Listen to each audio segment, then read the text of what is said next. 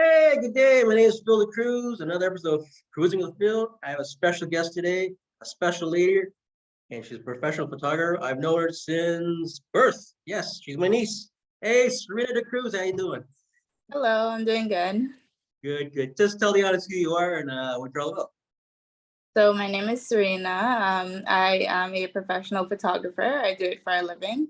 I was born in Canada, raised in Grenada, and now I am back in Canada pursuing my career in photography. Cool. So you went to where'd you go to college for that? I went to Durham College Oh, Durham for, College. That's up photography. in Pickering? No, Oshawa? Oshawa. Oshawa. Yeah, yeah, Yeah. that's good. So how long was the course? The course was 2 years. Yeah. Which wasn't too bad. That's not bad. Yeah. So I did both photography and a little bit of videography in my Oh, okay. course. Cool. So Yeah. how long you know you want to be a photographer? I would say since I was like 12 years old. Oh, I really? started doing it more as a hobby. I would just shoot like my friends or like scenery. And then as I got older, I decided to do it as a career path. Why'd you pick Durham? Would they have the best course? No, No? I picked what was available at the time because I kind of took too long to like submit my college applications. Yeah. So I had a few options when it came down to it. What was your second choice then if you didn't get Durham? Do you have another choice? I probably would have gone to maybe York, or if I wanted to be in school for like longer, I would have tried to go to Ryerson. Oh, it's a longer course? Yeah, because university courses are like they're 4 years. Oh, cool, cool. But you're lucky you had a place to stay in Oshawa, right? For Yeah, housing and all. Yeah, that's good. We're talking about that because you know about housing so expensive for students, right? yeah, it is. Ridiculous. So you stay with your aunt Anne, my sister in Oshawa for their time being. That was nice. Set up there, perfect. She was there with I think you just moved there recently, right? It was not too long Yeah, ago. at the time she was recently there. She had recently moved there. Yeah. So it's like if I had early classes, I would just stay by her, which was helpful.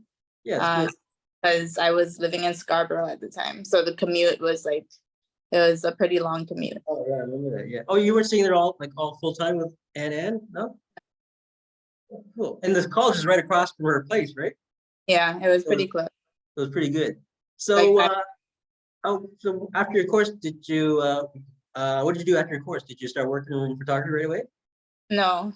So it actually took a while for me to get a job in photography after my course. I did more like customer service jobs. Mhm. So I actually spent the past few years working in call centers, doing customer service. I've worked in debt collection.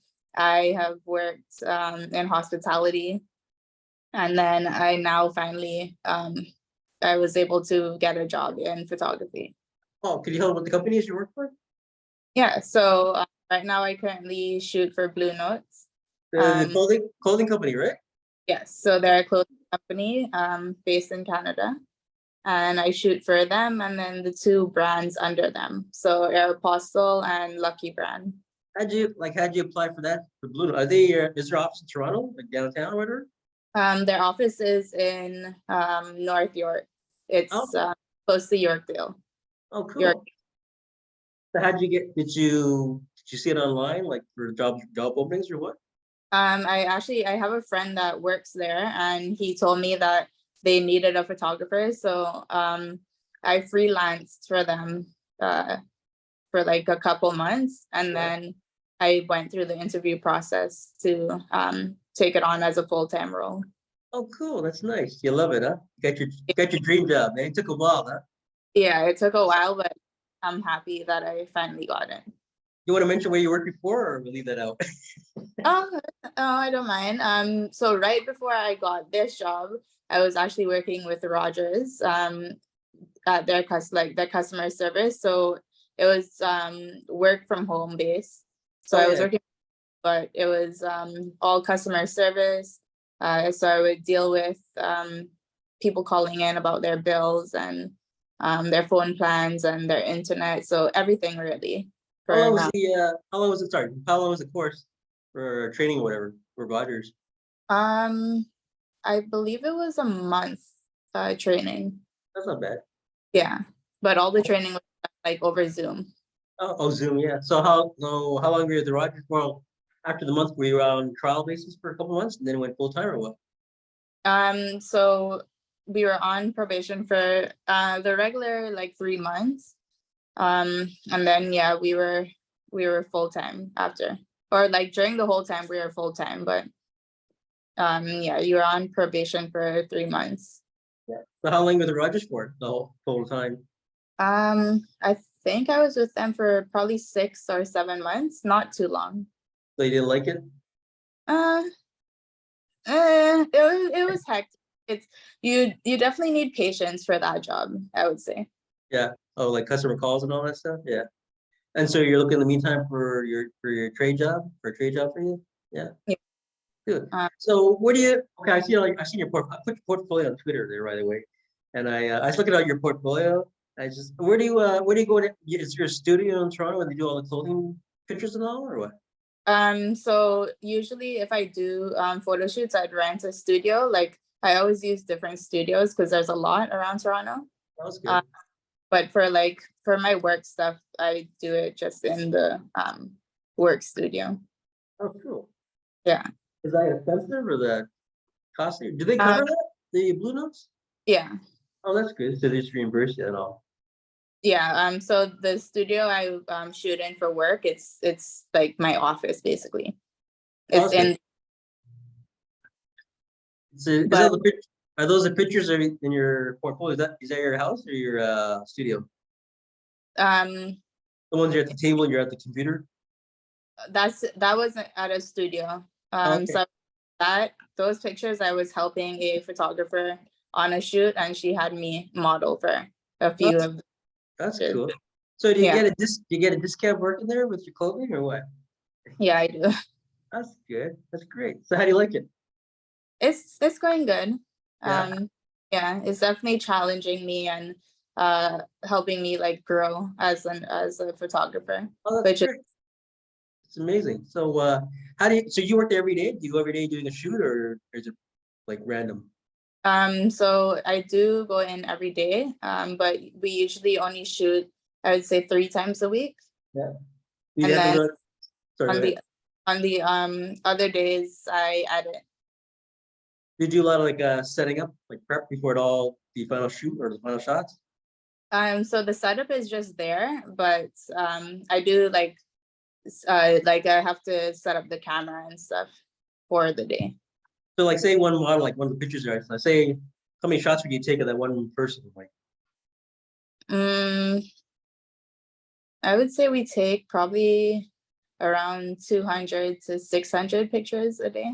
oh, really? And then who gets the final? Like you pick out yourself? Do they trust your decision or do they make the Yeah, final say or whatever? no, so we do the selections as well. Oh, that's good. So Yeah. what's the process when you take, so when you take their picture, like you're taking like, say winter's coming up. So you're doing spring early or winter early, they taking the pictures beforehand? Yeah, so like right now we're shooting for I would say spring, summer. Yeah. Right now we're shooting like swimsuits and shorts and like summer clothing. Oh, cool. So how does it take once you get the pictures in, the whole process, the catalog takes what, a couple months to get in there? So once we shoot the pictures and they're edited and everything, they usually do go up, I would say within 2 weeks. That's not bad. Do they Yeah. get you, do you get to put your name on the catalog or whatever, like at the bottom, like some people do? No, Oh, oh, no. super. No. Because usually I see some catalogs, they go like photography by so and so, whatever, they say it's so. Yeah. So that's great. So that's good because you're expanding I saw your portfolio. You're an excellent photographer, by the way. I'm not being biased. No, it's really good. I've seen a bit of your work. We did your grandmother a couple times and some other stuff. People showed me. I said, this is nice and full blown. It's beautiful. So okay, how many models you totally shot since you worked there? Would you say? I'd say around 10 to 15, maybe. Yeah, We have like a variety of models to work with. So it's not always the same person on the website. We switch it up. that's cool. Do you like do Do you pick up the models yourself, or do they do that, the company? So I work with a stylist, and she will pick out the models, and then like we'll all go through the like the modeling agency website, and then we have a creative director who makes the final say on like who we book or not. How do you go? Do you go by how they look with their clothes, how they fit on the clothes, or appearances, or what? No, it's just based on like I would say appearance, and also the sizing as well, because there's a specific sizing that we go by. Okay, so like for like small, medium, large, and extra large, and all. So I'm gonna ask you ever had any difficult models to deal with? No, not yet. No, All our models are actually really polite and well mannered. I like Um, the culture diversity, all the diversity in the cultures you put in there, your magazine. You know, like yeah, you heard of like there's two websites. There's one, they're all for like muscle guys. One's called, I think it's called State of Liberty. It's got an office downtown Toronto on Queen. It's based in New York. There's company, two guys got together, make these shirts for all the, bodybuilders and muscle guys to buy these baggy shirts. So they made this company to conform to your body type. And there's oh, another one, yeah, it's pretty nice. And there's one in England called that was called, I get it all. I forget the name, but they're from England too. They made same thing. But my question, because they don't have a lot of diversity in their pictures, even like the one in England. But it's like you're like Blue Notes and O'Meara. So, but also they don't have a lot of age brackets. Like me, I'll be 60, and I go to Blue Notes all the time. This is from Marks, but I buy Living Climb closer. I asked them, I said, why don't they put some like models at different age brackets? Do they have like hit all the categories? I guess the majority is what, younger shoppers or whatever, or what? Because I know people that they're like in their late 40s. I know women that are late 50s, and they shop there all the time. But never see it in some of the Blue Notes stuff. Just wondering why they don't do that. yeah. So the main target audience would be, I would say, middle school to high school age range. So for Blue Notes, we do keep our models, like we pick models that look younger, Yeah. just because it'll reach the specific target audience that they're looking for. Okay, so that's why, eh? Yeah, Funny.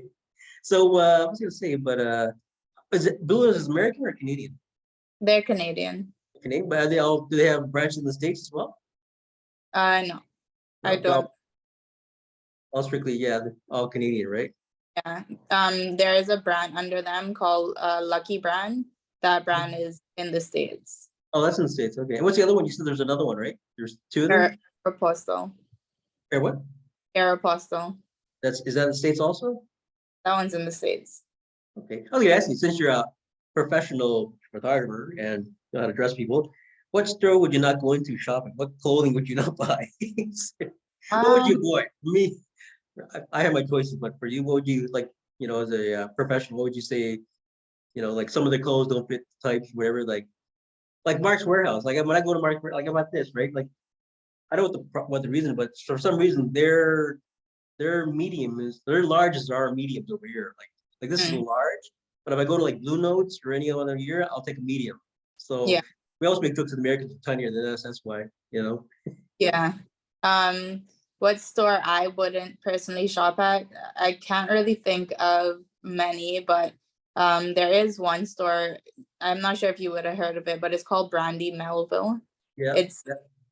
I wouldn't shop there personally because I just don't think, I'm sure they have nice clothes, but like I feel like their target audience is young Caucasian girls. Then that's Oh, what really? the style is. Yeah. Oh, what is that? Caucasian girl? Oh, because is it the modeling or the catalogs are all Caucasians or what? That, yeah, and then most of the time you see a lineup outside of their store. That's all you see. Oh, really? Okay. Is that based in American company? They're a Canadian company. That's so funny, yeah. And they don't, and their catalogs, I haven't seen them, but are all their models all Caucasians or what? I actually never really looked into their catalogs, but I wouldn't be surprised if it is No, mainly I'm that. surprised for a Canadian company, they're not that diversified. Right, yeah. And that's another thing. Like I would stay away from brands who aren't diverse, because I would, like, in this day and age, like we're in 2023, if you aren't showing diversity in your brand, then you're just not being inclusive of everyone. Tell that to city council. Well, Yeah. But anyways, no, that's true. It's true. Even says here, oh, so they got 10 minutes left, but I'll come into the next one. But anyways, any other story you want to go into for yourself? none that I could think of. What do you think of Le Chateau? Like they've changed their style quite through the years, right? I would say Le Chateau is for an older demographic. I've never really shopped there. Oh, older demographic. Okay, older demographic. Okay, cool. What about these? A store years ago called I think it's called Randy River. I forgot what company owned them. They were all for like men's clothing. Used to be. It was a good store. I used to go there for years. Now it's gone. But even in the States quite a few times. So do you ever see any stores over there you love to see coming to Canada, like for diversified wise or clothing wise? Clothing wise, no. I would say like Target. Target, really? Yeah, they came over there, shut down. They ran out of business. Yeah, they did. They I feel like they just came at a wrong time, and they came with many stores. They should have come like with fewer stores, but like Target. There's a clothing store called Charlotte Russe. Yeah. It would be nice to see their stuff over here, but it's more the same as like also Forever 21. They were here, but now they're not. Oh yeah, I remember that one. So the other one you mentioned, are they more for diversification or not? The other one you mentioned earlier. Charlotte Russe? Yeah. I would say they're diverse, yeah. Oh, that's good. I'm surprised as I'm like even the States. When I was in San Diego, I was surprised like this is not too long ago. They were like very few stores that are so any like ethnicity of the ads and pictures and all that stuff. It's so funny. We had a big talk about that in one of the debates about that. We made a joke about you never see it. You'll never see a Disney commercial with a mixed marriage or a single family. You know what I mean? Like a single or a mother or a single father. We call that one specific. Yeah, you see colors like their color. It'll all be like one black family or one Asian family. But like over Toronto, like you see mixed dads all the time. That's why I find it surprised that like the United States is still like back there in that kind of an age bracket, or mind bracket that they don't catch up with the rest of us, Like even when I have Americans come over here, like they can't get over there in Toronto, like you probably heard. I can't believe Toronto's so mixed of all the different the nationalities. And then one guy says to me, he was talking on a tour, buddy, he says that he goes, how do you deal with it? I mean, deal with what? we're all equal, right? That's what Toronto's so good about. You can go anywhere, you can get all kinds of national foods. You have to go into the country, you can go down the street and get one food, you can go down to the jerk pit, you can go up to the Rouge there, that's what Toronto's all about. That's what we get. That's what we're known as getting along. Like anybody knows that anything happens. If you need some help in Canada or wherever you're in a part of Toronto, somebody will be there to help you. That's where we are. That's where we have that diversification. We still get the prejudice here and there. I mean, when I saw in the politics, like the election, saw quite a bit of it still to this day. Some things are outdated, need to replace. Like people like your age bracket, seeing City Hall, we need that, right? Like that youth. We had one girl. And I got about 6 minutes on. We got one girl, young lady. Her name was Hope Schreier. She was the youngest candidate running in the for council. And she was 19. Oh right? wow! Oh yeah. And we had all these different debates. I said it was my other interview. The last debate we had before the election was a high school debate. It was like a mock because they're a younger age. So they invited us. And they had it all planned out months ahead. So we all went down. We were like, let's go, let's do it. And I tell people that was my favorite debate. It was all like young teenagers. Yeah.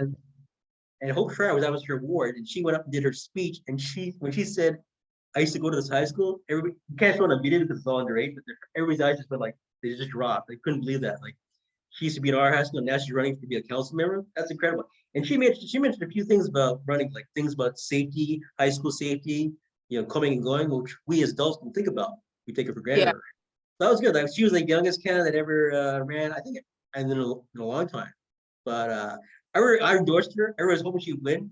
Seriously, can you imagine that? If she gets into council and she's part of this police force on the police board, a 19-year-old making decisions to help our city. She didn't get it, but I hope she.